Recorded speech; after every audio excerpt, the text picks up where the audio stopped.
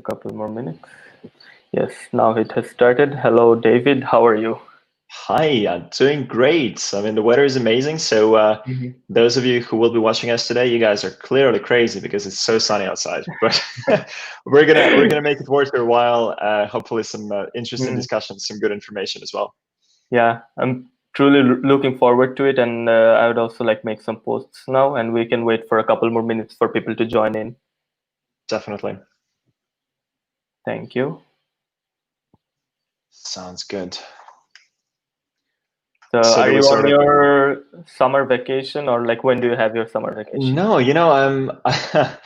I have my main business, of course, the digital Mm-hmm. marketing agency, but I've just started a second company. We Mm-hmm. started it last week. It's an employer branding agency as well. So there's quite a bit of work to do before we all go on holiday. So Okay. sometime in July, yes, we'll take some time off, but there's just a lot going on right now. So Mm, okay. yeah, Yeah. Well, now everything is locked down, so might as well just work and then also enjoy the exactly, summer on the side.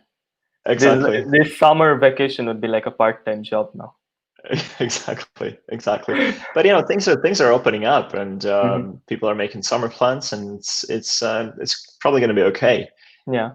You read the news every day that different countries are opening up. You can fly to Greece now if you want to. I don't know if the airlines are going to Greece, but you Hmm. could technically get there. So it's going to be an okay summer, I think. And the Yeah. weather's been amazing so far. So Yeah. It will be really hard to keep people at home. yes. And I think like most people who are not traveling outside the borders, I think they're renting like summer cottages in different Yep. parts of Finland. So.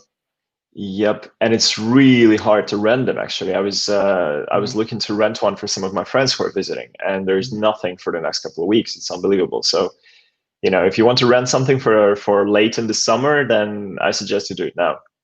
Mhm. Yeah, I think like people book it like 2 or 3 months before because I was like Hmm. booking this summer cottage in Mikkeli, and Yeah. there was like it was like booked for a whole month, Yep. like for a whole month, and it was so crazy. I was like I was only gonna go for a week, and I just go, and they were like, no, no, no, it's booked for a whole month, and Yeah, yeah, it's it's it's crazy. it's crazy. I mean, people are used to going abroad, and now all of a sudden you can't. So, Mm. But I but think the on the other hand, sorry to interrupt you. It's really good yeah, it's for fine. our economy. It's good for our tourism industry because everyone took a really big hit because of the corona. For Mm. months nothing was happening, and Yeah. now if people travel internally in Finland, I think it's a very good thing at the end of the day. Hmm. Yeah, and also like some of the borders, I think in the Nordics have opened like to Yes, Norway and like I mean except for Sweden, all of except for the other Sweden. ones. Yes, no All one of, wants the Swedish people in their country anymore. All of a sudden, so yeah. yeah, I will wait for 2 more minutes if it's fine for you, just for people okay. to join in. For those who are late to the party, Yeah. that's cool. That's cool. So you have a marketing background as well. You're saying? Yeah, I mean, I have been like my work experience has been in the marketing and sales sector. And Hmm. also I had like one of my startup in my country. I'm originally Uh-huh. from Bangladesh. Okay, cool. So like also for that startup I used to do like mostly the marketing and sales part of it. Right. Okay, so it's going to be an interesting conversation Yeah. about I mean, marketing. but like most of the shows, I like talk a lot. But in this one, I think Yeah. I'm just gonna listen because you're gonna provide so much value, and like this is like such an interesting topic to me, and also I'm pretty sure to all of our audience that Well, I would let's just, hope so. mm, Let's I hope would so. just, yeah. So I'm just planning to like shut up and like listen to you like so much. That works, man. I mean, honestly, like I said, I love public speaking. I Mm. love talking, and this is something I can talk about forever. So, you know, if we had a beer, you and I, we could talk about it for the next 10 hours. So, That would have been so lovely in this weather. yeah, I that mean, that would have been amazing. if I could also like go outside and like sit on the table, but then there's like so much noise that Yeah, I don't yeah, I want to be know. there. I know. I was just saying that we have a company picnic actually right now, and I came Mm, straight from there. And I was kind of borderline thinking, can I somehow maybe do this live mm, stream thing from the mm. park? But obviously the noises and everything. So Yeah. Well, now I This think was we can get into the show, and welcome to another DMC session. And today's session is about introduction to growth marketing. And for the people who don't know what DMC is, it is the Digital Marketing Club of the Shortcut, where we're trying to connect the marketing enthusiasts from all around the world. And today we have David with us. So David, I know that a lot of people already know about you and your company, the F Company, but yeah. still, since we have an international audience, so if you'd introduce yourself to the international audience that we have, to the few people that don't know you. No, absolutely. Hi guys, I'm David Blinov, and I'm the founder of the F Company. And the F Company is a growth marketing agency. We're based here in Helsinki, in Finland. And I've been doing. I can tell you a bit of a backstory as well, maybe to set some tone to who I am and where I'm coming from. Maybe it would help you sort of understand the kind of perspectives that I take on marketing. I was originally born somewhere else. I come from Latvia originally, but I moved to Finland to study many years ago, and I'm basically finished now. But I still have a story to tell about me being from somewhere else. And I was born to a really poor family.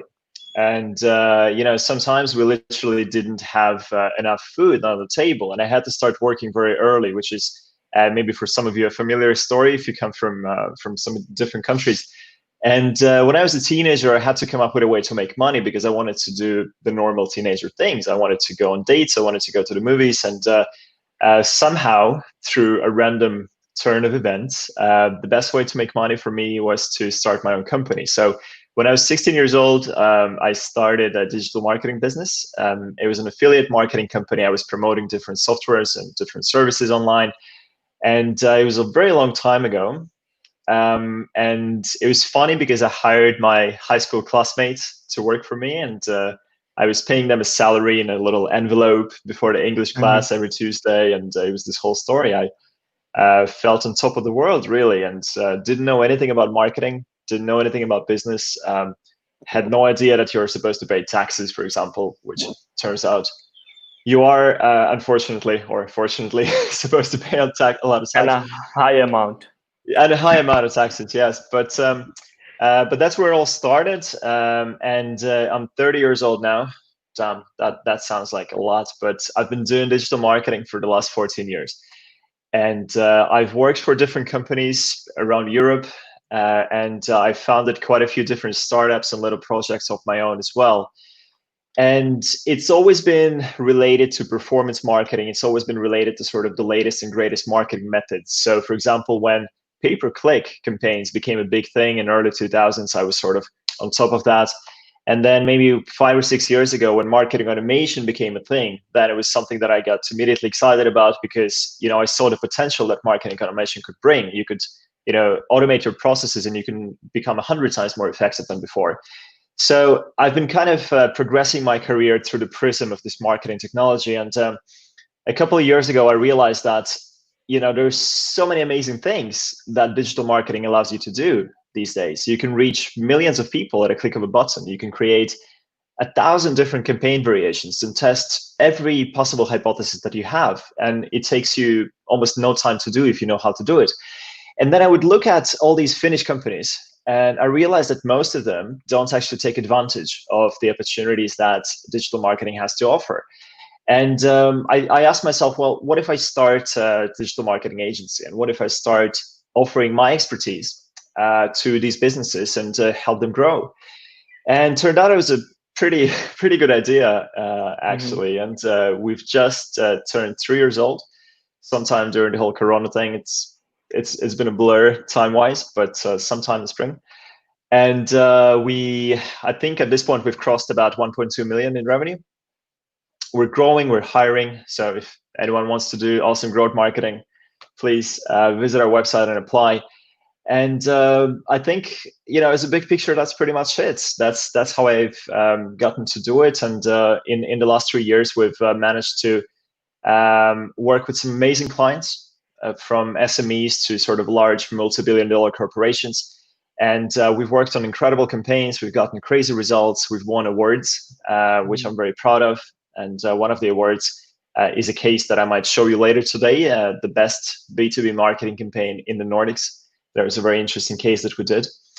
So I think that's a very short and brief introduction to who the hell is David Blinov from the Ad Company.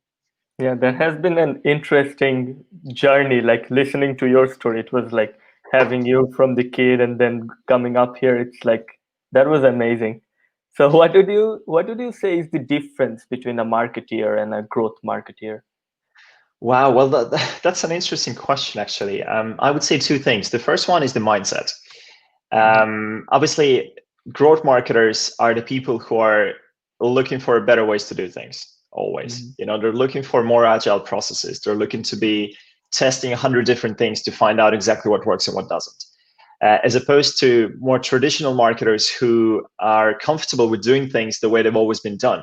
Mm-hmm. And to me, that particular thing, doing something a certain way because that's how you've been doing it for the last 5 years, that's one of the biggest showstoppers in marketing growth and in success in general. So the mindset is the one thing, but then the process is really what differentiates growth marketing from normal marketing campaigns. And I actually have very nice simple slide to illustrate that I can show you. I'm going to share my screen very quickly. I'm going to share my screen so you can probably see it now. Yeah. And this is the slide that I like to use to sort of illustrate in 3 seconds what's the difference between the traditional approach and then the growth marketing approach. So you can see obviously the traditional marketing approach at the top, and the way people usually approach it is they get together, they come up with a brilliant creative idea because marketers are very smart, very talented people. And then they create a campaign, maybe one or two, and they launch it and they let it run for a very long time. Could be 6 months, 12 months. And then they get together again at the end of that time and they cross their fingers and they hope that they were right about their initial assumptions. Now, the problem with this approach is that most of the time you end up being wrong, right? Regardless of how experienced you are, what you're doing is you're simply trying to guess what your customers want to see. Whereas the growth marketing approach is the picture at the bottom, right? The goal is the same. So in this case, let's say you want to generate a lot of leads, but instead of putting all your eggs in one basket, instead of running this one super long and flexible campaign, you operate in short sprints and short experiments, right? So you're essentially testing sometimes hundreds of different ideas to find what works and what doesn't, right? So for example, if I manage to switch slides now, let me go and do that. So one of the experiments could be a question like this. So is LinkedIn ads a cost-effective way to reach our buyer personas? Or for example, does a particular lead magnet PDF generate good sales qualified leads? So the main difference is that you're operating with hundreds of different little experiments and assumptions. You're testing them in a very agile way. You're using data and not opinions to make decisions and make judgments. And then in the end, you arrive to a much better result. And sometimes the results are quite radical. So this approach, we've seen in some of our client cases, improvements of 5x and 10x compared to what they used to do with exactly the same budget, simply because we applied a different process and a different mindset to this problem. So also, like, I think there's a lot of confusion between like growth hacking and growth marketing going on. So what would you say like is the difference between growth hacking and growth marketing? I guess you get this question a lot. I get this question every time I talk to someone about it. Yes. It's a very popular question. Look, if we're being honest, both of those terms are buzzwords. Growth marketing is as much of a buzzword as growth hacking.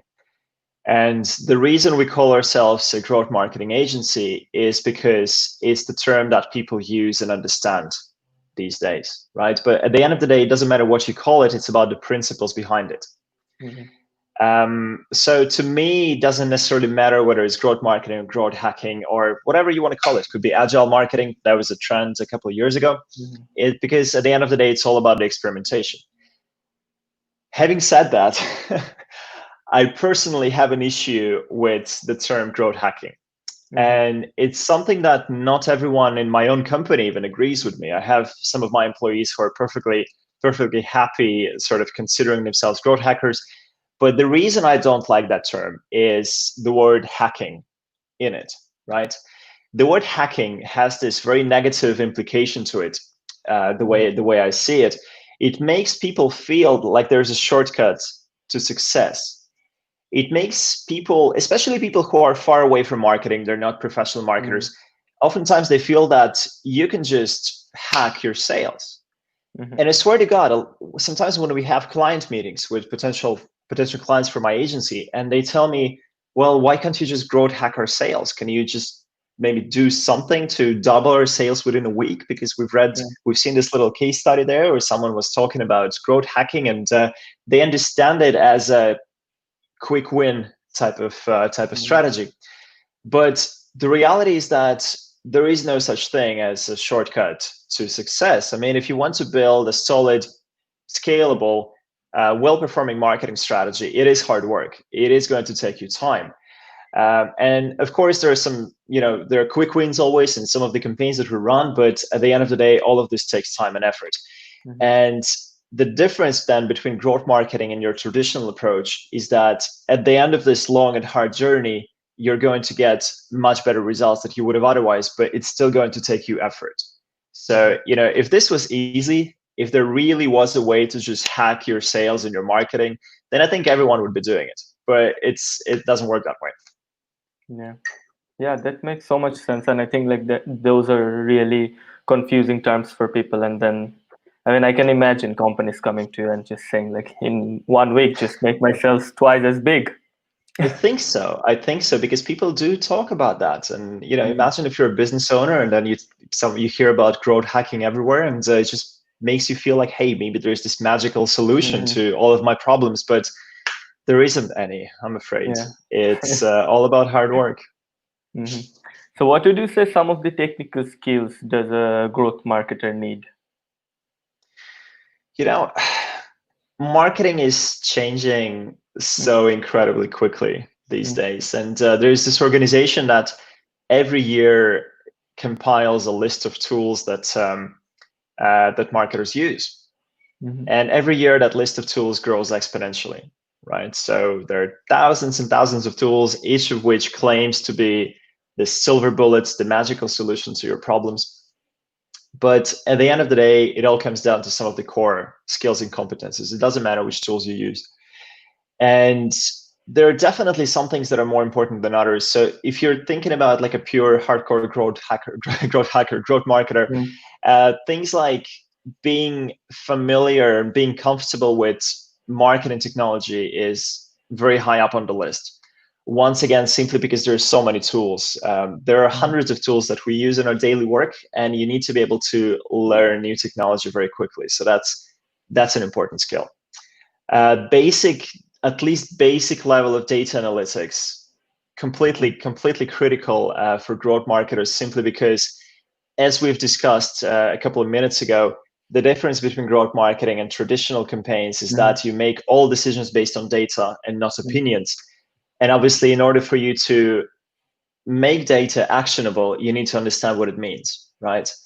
And there's so much data available these days. So a lot of marketers make the mistake of focusing on perhaps the metrics they shouldn't be looking at as well.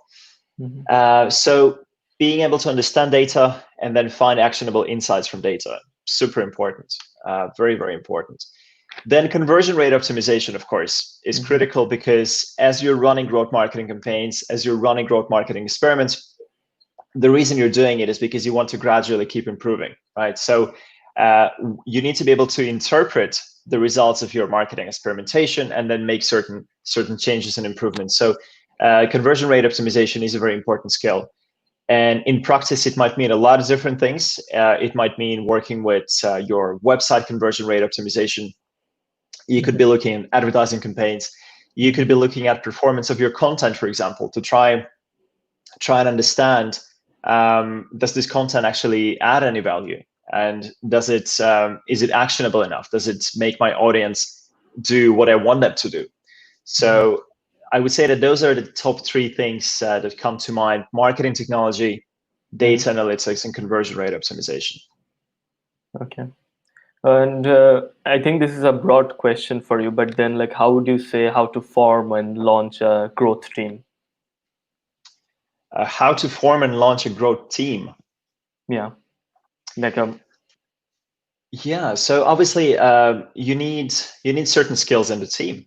mhm, You need certain skills, and a lot of the skills are the ones that we just mentioned. So it's a lot of it is about the technical skills and competences. mhm, You need a process, of course, to guide all of that. So I would imagine the way I would describe it is I would start with a process, right? So if you have a solid growth marketing process in place, mhm, um, if you have a process that would guide your systematic experiments, because when you're testing 100 different things at a time, it's really easy to get lost as well. Like, how do you know where to start, where to end, and where to go from there? So even if you have the best professionals in the world, but you don't have a process in place, you're going to have a bad time. Once you do have a growth marketing process in place, then obviously you do need a couple of people with the critical skills that we talked about. So someone with the technical expertise, mhm, absolutely. Someone who can do data analytics, conversion rate optimization, work with marketing technology and marketing automation. So that's a lot of the time that could be one person. Then a very critical skill that a lot of people overlook these days is actually content creation and copywriting. A pretty disturbing trend that I'm noticing these days is that everyone wants to learn to use technology, and everyone wants to analyze data and work with numbers. But people tend to forget who's on the other side of the screen. Because at the end of the day, we're not selling our products to some immovable objects. We're selling them to real people who we're trying mhm, to communicate with. So if you're unable to actually craft a decent story, if you're unable to communicate in a way that's meaningful and personal, then all of your technical skills are not going to be worth anything. mhm, So if I'm being honest with you, whenever I see a person who's great at copywriting, a person who can deliver and craft an amazing message, I just want to give them a hug, because that to me is becoming like a lost art, really.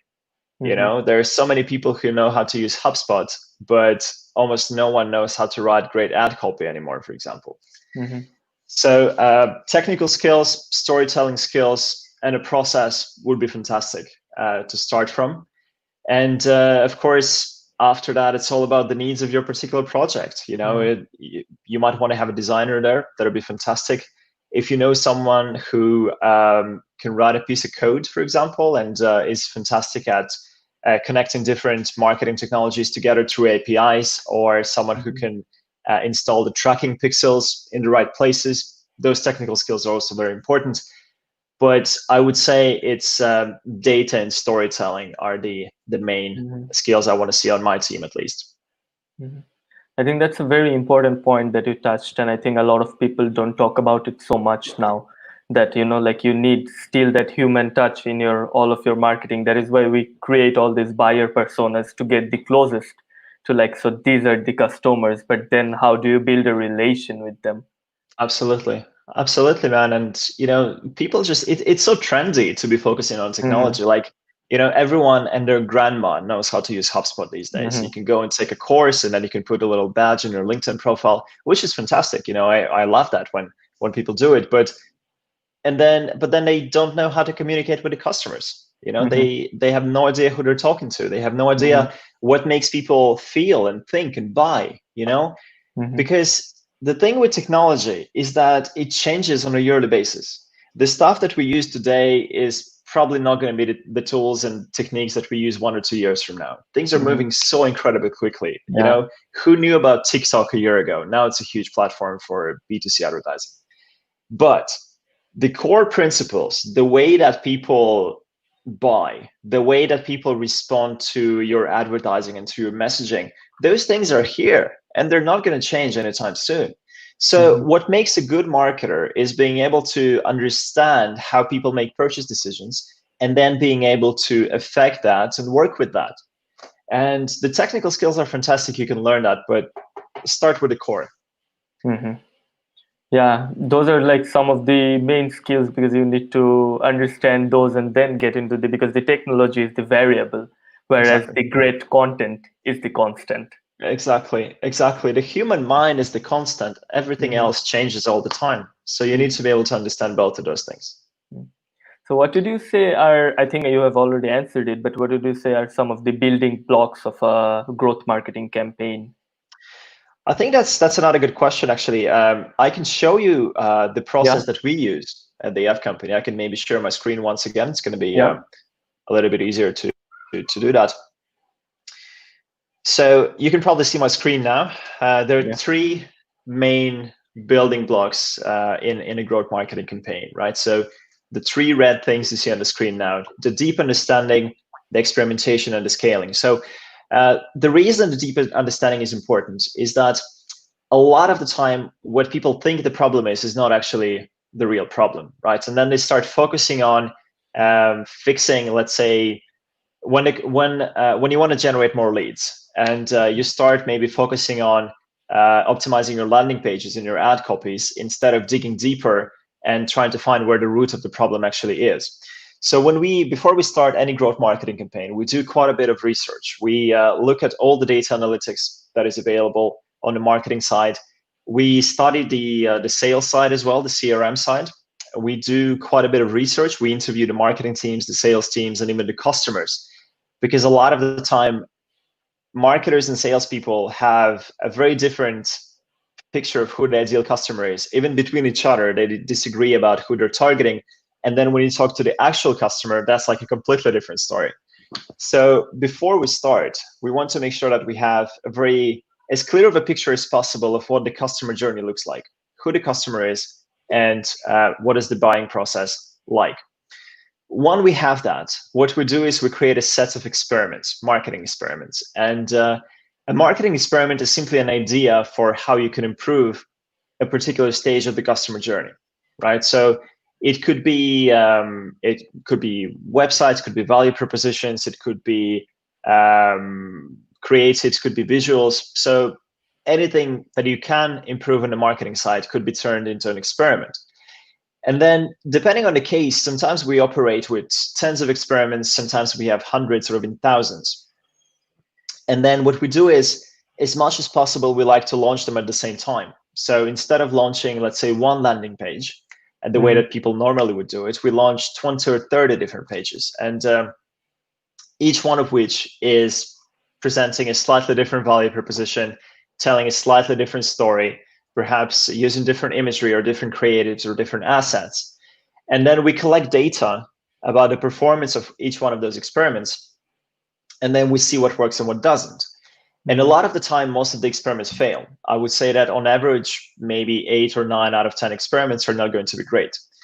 But then if you manage to run those experiments quickly and collect data and learn from it, and if you manage to identify this one thing out of 10 that works really well, then Mhm. obviously you can move to the third step, which is scaling. And that's the most exciting step, because then you already have something that works.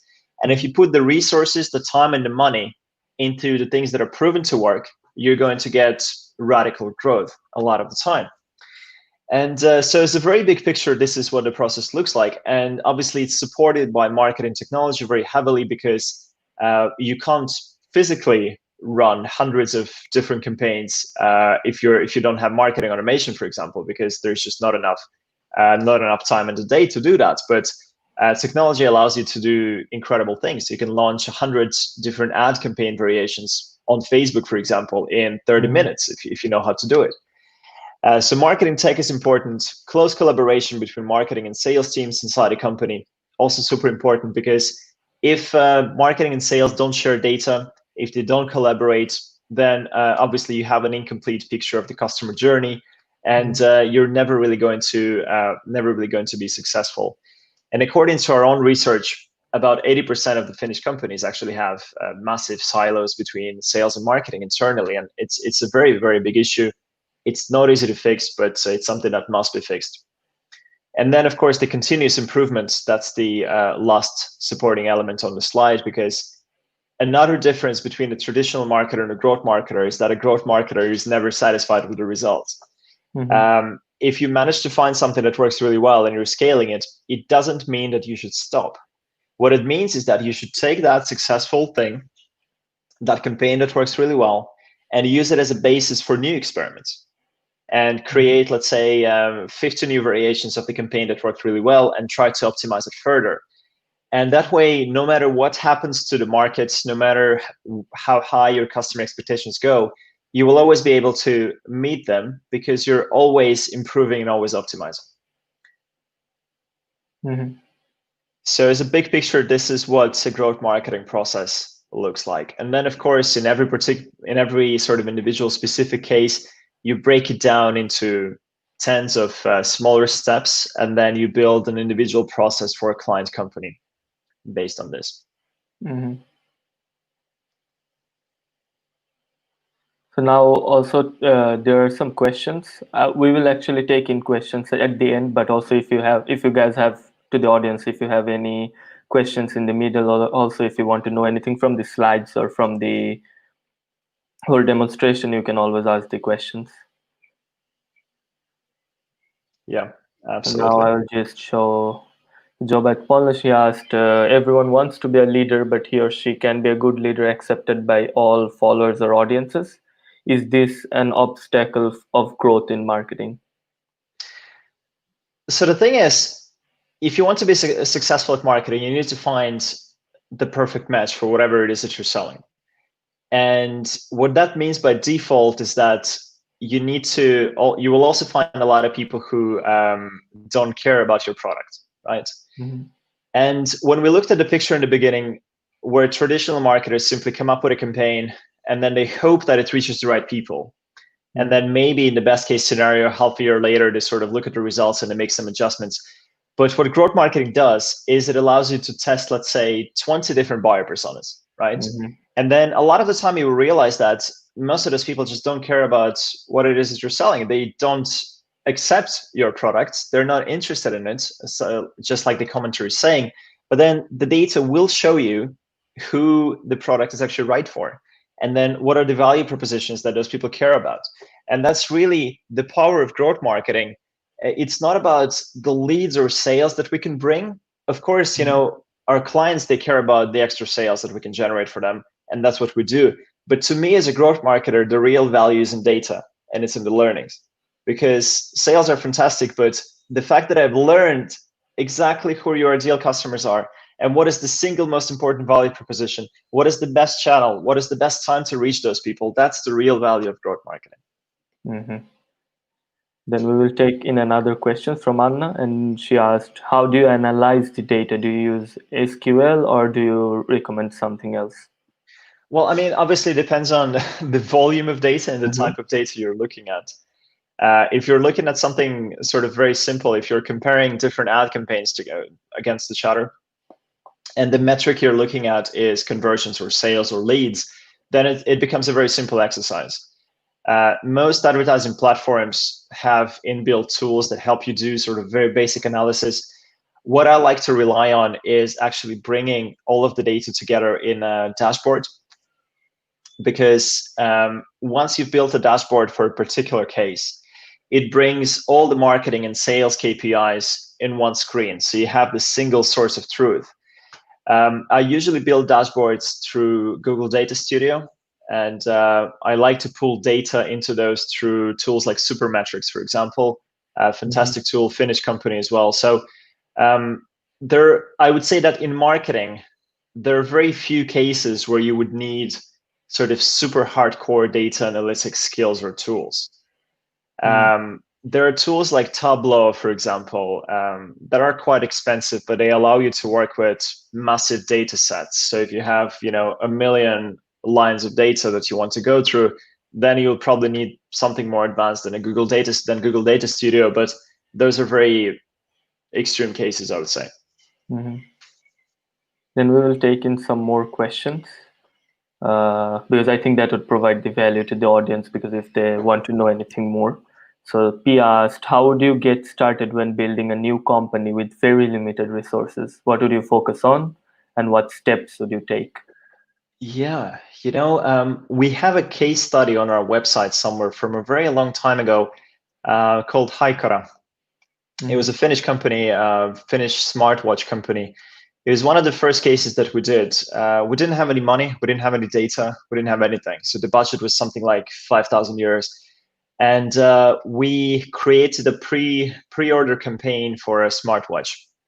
Mm-hmm. And the tricky part was that the smartwatch didn't actually exist. We only had an idea for it. And with 5,000 euros, we managed to make 100,000 euros in one evening. So when we launched the campaign, there were hundreds of people sitting there with their credit cards ready to buy a product that didn't exist. There's a super detailed case study on our site, Bia. You can take a look at it. Maybe it will give you some ideas. Mm-hmm. But the core point of that case study was that, once again, we used the same experiment-driven model, right? Because we didn't know who the ideal customers are and what's the ideal message, we made a few assumptions. We said that, okay, there are 3 potential buyer personas who we think could be reasonable potential buyers for us. And we believe that these 5 core value propositions could be interesting to those buyer personas. Then we also identified the ad channels that we could reach those people through. So in that case, it was Facebook and Instagram and something else. And then we simply went ahead and we started testing, right? So we reached different people with different messaging, and we quickly realized that a lot of those assumptions were completely wrong. We realized that most of the people who we thought care about our product don't really give a damn. We realized that a lot of the value props that we thought were amazing were not actually interesting in any way.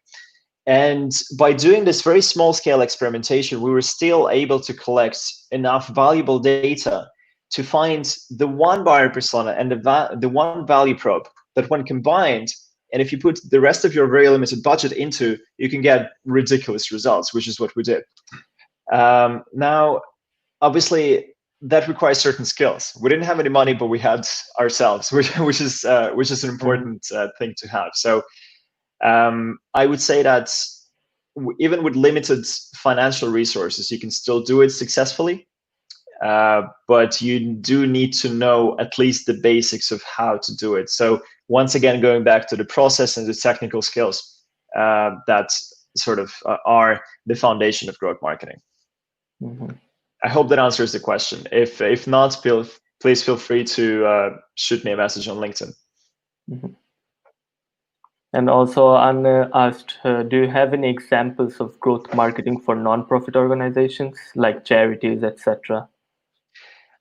We, in my agency, we don't have any sort of own cases, but I believe that some Finnish agencies actually do work with charities and nonprofits.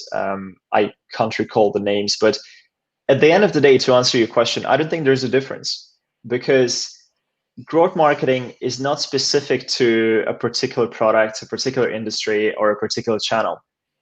Growth marketing is simply the mindset of rapid experimentation and putting data before opinions, right? So if you're a nonprofit, and obviously you're probably looking for donations, right? So obviously I don't know what's the particular case. And what that means is that you have a particular category of people who are likely to donate to you. So those are your buyer personas, they're ideal customers. And then the next question is, so what's the best way to reach them? What's the best message to reach them with? And then what you do is you simply go ahead and you test those assumptions, right?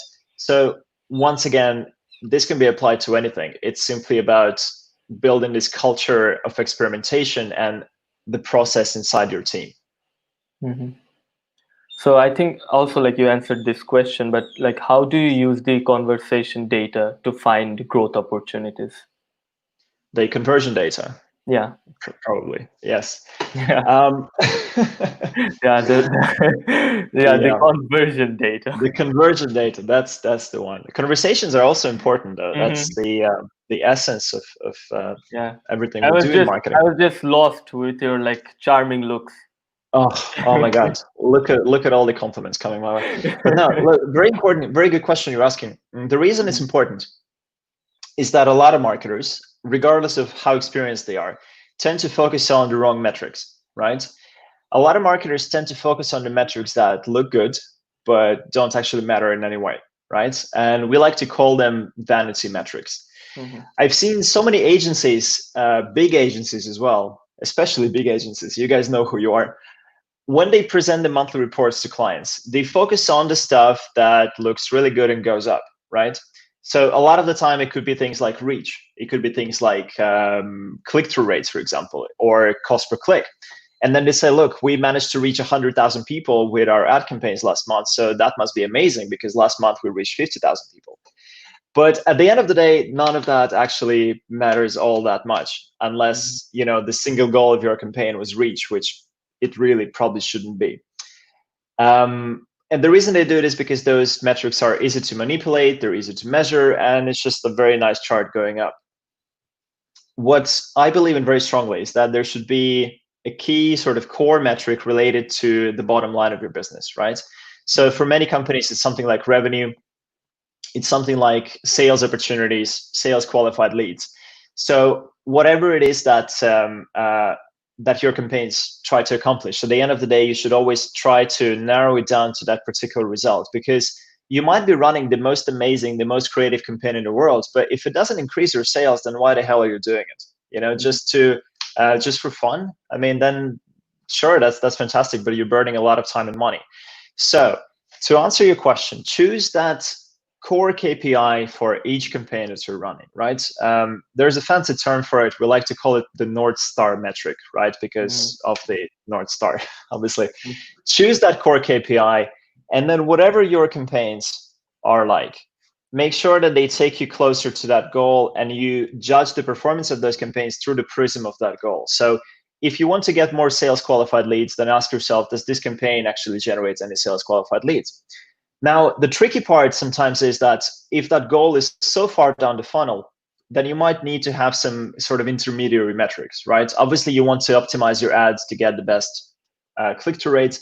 Obviously, you want to get a lower cost per click. Obviously, your landing pages need to have a decent conversion rate, obviously.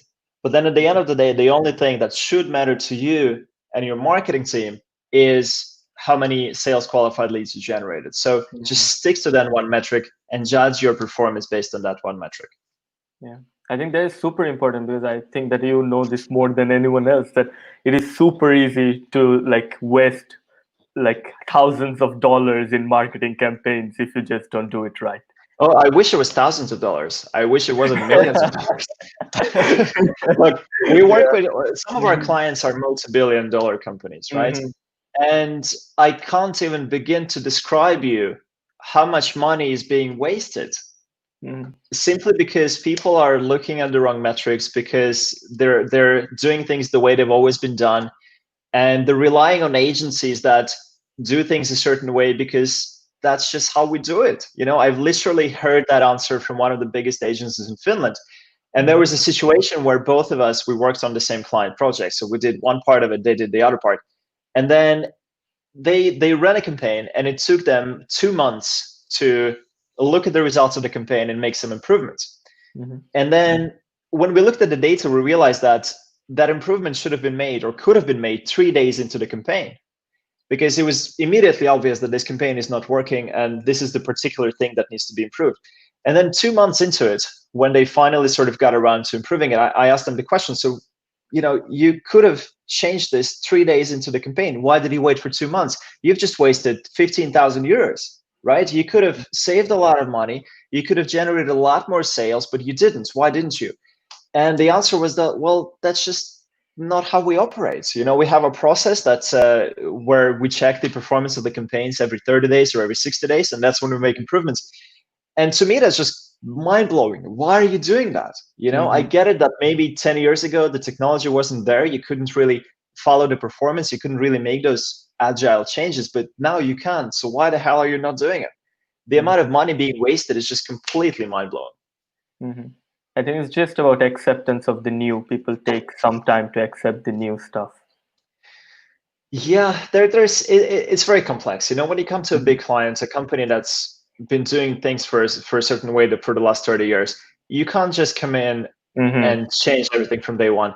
And for me, on a very personal level, it's something that's taken me a while to learn, because I'm the kind of person who just like gets things done, you know. And when I see something that doesn't make sense, when I see something that could be improved in a massive way with minimum effort, my only question is, why haven't you done it? Why don't we do it right now? But there's always processes, there's always people. You know, you can't. One person, a senior marketing leader in a huge Finnish company, told me this. She said, you can't just come into a sales team that has 50 senior people there and have been doing things a certain way for the last 10 years. They've been using their Excel spreadsheets as a CRM. And you can't just say, hey, from today, let's start doing things a different way. It's just not going to work.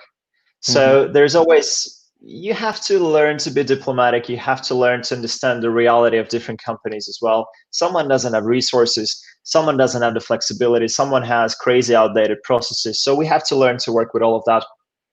And in the case of these big and flexible companies, the right approach is to start small, start with a sort of small focused project where you can then take the results of that project and go to that sales team with the 50 people and say, look, this is how you used to do things.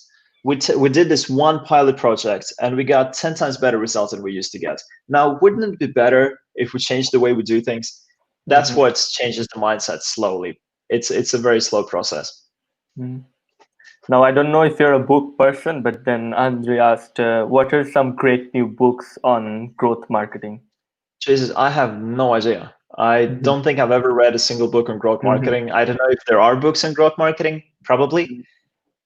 Because once again, growth marketing is simply the process. It's the process based on rapid experimentation, data, marketing technology.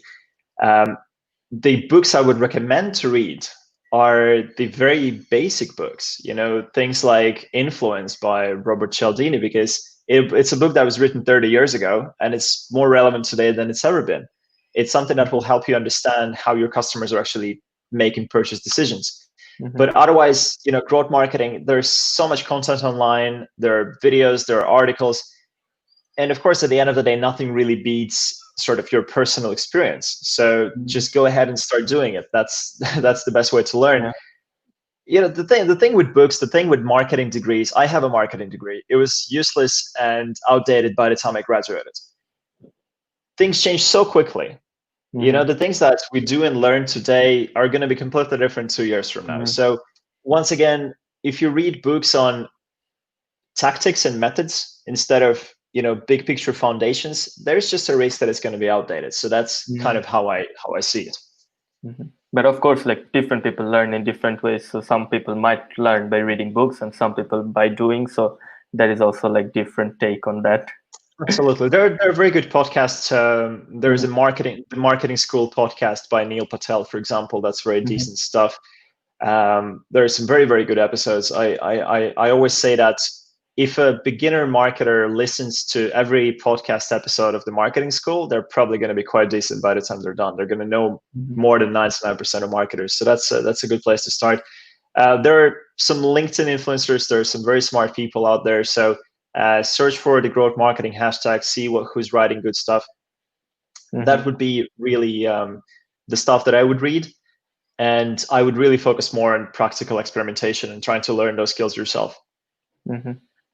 And then also there is this another question. Not every campaign goal is to generate revenue. Don't you agree? I think it was the question from your last answer. No, absolutely. And of course, the campaign goals can be wildly different. We are B2B Growth Marketing Agency. So for B2B customers, at the end of the day, a lot of it is about sales and leads. But the important thing to remember is that you just need to know what's important. You need to know what's the core objective that actually drives your business forward. And if for you it's brand awareness, for example, then absolutely make brand awareness your core KPI and then optimize your campaigns based on that KPI. That's really all you need to do. Just understand what's important to you, because it could be very different for someone else. Can you also tell us about some of your real life examples of growth marketing cases? I could totally, actually. Let me once again share my screen. Someone was asking, is a marketing degree worth it in the long run? Do you want to answer that first? Well, look, yes. We had a picnic with my company today. We were talking about it. What I personally believe in, and I might be wrong, is that the degrees are important as sort of a building block of who you are as a person. Like, it teaches you strategic thinking. It teaches you, the skill of perhaps doing research on your own. It gives you the patience to spend 30 hours going through materials and books and stuff. I see the value in that. It gives you the building blocks inside your head to sort of organize yourself as a professional, as a human being. In terms of practical skills in digital marketing from a business school, no, honestly, I would much rather hire someone with no degree, but with 1 year of really practical experience with marketing technology, with marketing automation, running campaigns, creating content, as opposed to someone with a master's degree from the best school and no practical experience whatsoever. So that would be my answer. So everyone, remember to apply to the F company. We have David on record. Yes, no, absolutely. Look, we have 2 open positions. Copywriter needs perfect finish. Unfortunately, it's just a requirement. And then we have a PPC specialist. So if there's anyone watching who's good with paid campaigns, I will love you forever if you apply and we choose you, because that's a good skill to have and something that we need. In terms of a case, can you see my screen now? I think you can. Yeah. Super. I'm just going to go through it fairly quickly. We already talked about a lot of the concepts here, but it's a case with a company called Priacom, Finnish company. They work with video collaboration solutions. So all the fancy screens and cameras and the software for remote work and stuff, based in Hämeenlinna, very good guys. And they came to us a couple of years ago and they said, look, our sales stopped growing. They stopped at about 5 million a year, and for 2 or 3 years they hadn't grown at all. And they said, look, we've tried everything. We've tried all the trendy things and marketing automation and video content and influencers and whatever, and nothing seems to move the needle. So can you help us understand why things are not working? And then can you help us fix it and get us back on the path for growth? And we said, all right, let's do a little pilot project. Obviously, we applied the same process that I showed you before, the 3 steps, except that now I'm actually going to show you how it went. And I'm going to go full screen here. Hopefully, you can still see it. So we started with sort of the deep understanding by building the customer journeys. And once again, the reason it's so important is because what they thought the problem was just the tip of the iceberg, right? So they said, our lead gen campaigns are not performing well enough. And when we started digging deeper, through marketing audits, CRM data, analytics data, and interviews, we realized that the real problems were different. So they were focusing on the wrong buyer personas, they were using the wrong channels, their marketing and sales were working in silos. So all of the stuff that we already talked about, they had challenges with that. So those were the real reasons.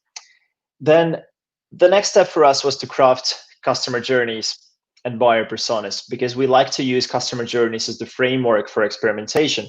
And this was one of their actual journeys. It's blurred out because, privacy, GDPR and whatnot. But what's important is that journeys have always several stages. So there's awareness, consideration, decision, and certain triggers that need to happen. So we asked ourselves, where do the problems lie? And the answer was that in their particular case, the challenge could be really anywhere on the customer journey. So we took every single stage and we turned them into experiments. Right? We turn them into potential hypotheses, and we wanted to test everything to see what works and what doesn't. So in practice, we asked ourselves, would the existing buyer persona survive validation with marketing data? How do we know if their messaging is effective, right? Maybe it worked 5 years ago, but maybe today it's not something that people care about. What channels can we use to reach our audience? So we had about 30 of these. And this is how we went about those experiments. So we started not with one campaign, but with 120 campaigns at the same time and 15 different landing pages, testing different messages, targeting different buyer personas. And after a few weeks of testing, we were left with just a few of the best performing campaigns and a few of the best performing landing pages, right? So this is the practical example of how starting with a lot of experiments and then narrowing down to the things that work. So we tested lots of different marketing channels, for example. And of course, talking about the KPIs, we had different KPIs at different stages of the funnel. So top of the funnel, we looked at the cost per click and the CTRs, whereas at the bottom, what was really important at the end of the day to Priacom was the lead quality. And you can imagine that the information about those KPIs comes from 2 different sources. So we as marketers, we knew what's happening at the top, but in order for us to run successful experiments, we had to break the silos between marketing and sales and actually get the feedback about the lead quality. So that was critical. And as we were testing the marketing channels, we learned that a lot of them don't work for whatever reason. And then some of them work particularly well, especially in combination with each other. Now, when it comes to buyer personas, right, we start with interviews. Obviously, we started by interviewing the sales and marketing, and we created a pretty comprehensive picture of who they think their customers are. But then we wanted to validate that with actual experiments and marketing data. And as we started running marketing campaigns, we realized that a lot of that data was not really true anymore. Maybe it was never true. Maybe things simply have changed in the last couple of years, and maybe people were completely different and their wishes and needs and wants were different. So by combining the initial interview data with our marketing campaign data, we arrived to the validated buyer personas. And in fact, we completely scraped the two personas that they had originally, and we created three completely new ones, right? Because now we knew exactly who we should target and exactly what we should tell those people. And as we were doing that, since we were scaling our campaigns, the number of leads was going up and the cost per lead was going down, which is really good. And then the result looked like this. In 4 months, we managed to increase their B2B lead generation by 13x with the same budget, right? Which is obviously fantastic, but something that makes me happy as well is that we tripled the customer engagement rate.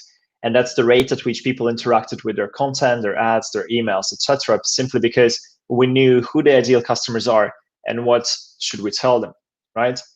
And this is pretty much it, but just one slide that I want to show you is what would have happened if we had done things the usual way, which is the scary part here. The traditional approach would have been this, right? Develop a long-term strategy, create new messaging because we're very smart and very brilliant, invest in expensive marketing software, run a lot of awareness campaigns, reach every person in Finland, and then sort of cross our fingers and hope that we're right. Whereas what we did, we tried to understand what's wrong, the best possible understanding that we could get in the beginning, and then run 30 rapid experiments to see how we could improve it. And then out of the 30, the 27 strategies didn't work. They just didn't, right? And only a handful of things worked so well that we could scale them. And by scaling them, we got a 13x increase in lead generation. And something that makes me proud and happy is that this was named the best B2B marketing campaign in the Nordics last year, which is really cool. And the one thought I want to leave you with, because I think we're running out of time, is that growth marketing is not rocket science in any way. Like the things that I just showed you, this was a very simple case. We have cases that are a million times more complex, but none of this is in any way extraordinary. None of this is wizardry or hacking or magic or shortcuts of any way. It's simply a new way of thinking, right? It's a process of systematic experimentation based on data. And when you apply that process, you structure your team in that way, you can get results that are sometimes transformative to your business. So that's really it, I think, as a very big picture. Mm-hmm.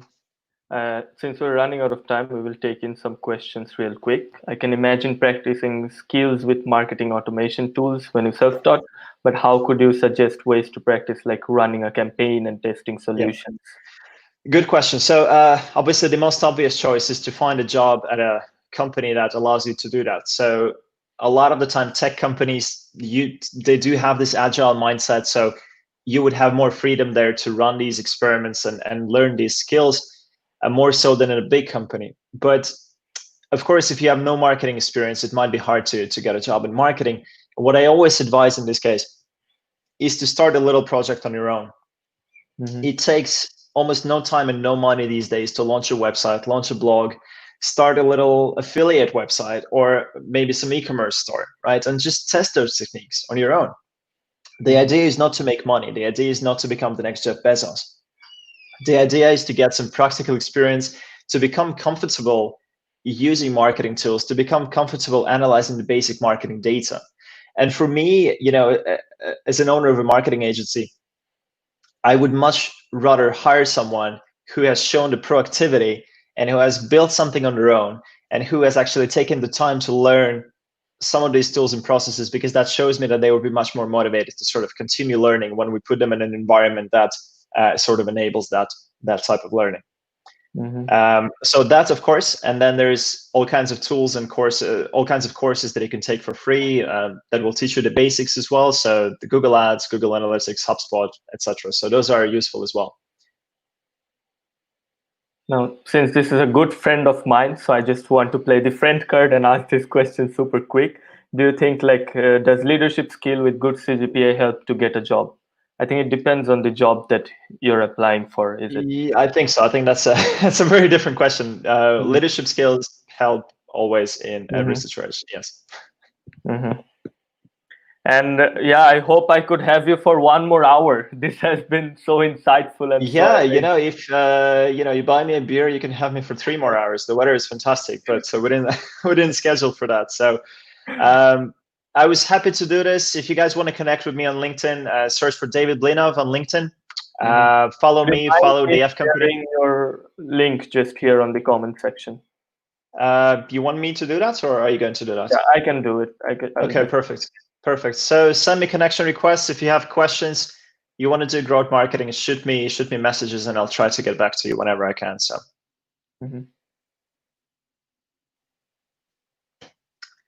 Yeah, and thank you everyone for joining. And I'm sorry for not taking in the questions that are still here, but David has accepted to answer the questions even after this session. So I will forward the questions to David and he will answer them. And most probably I will put it in the group, in the DMC group that we have. And also personally, if you want, you can always reach out to David. You can chat to David and David will try to answer whenever David has time. Yeah, of course. Yeah. Thank you so much, everyone, for being a part of this show. Thank you so much for the comments. Thank you so much for the support and have a great day, everyone. Thank you. Thank you. Bye-bye. Thank you. Bye-bye.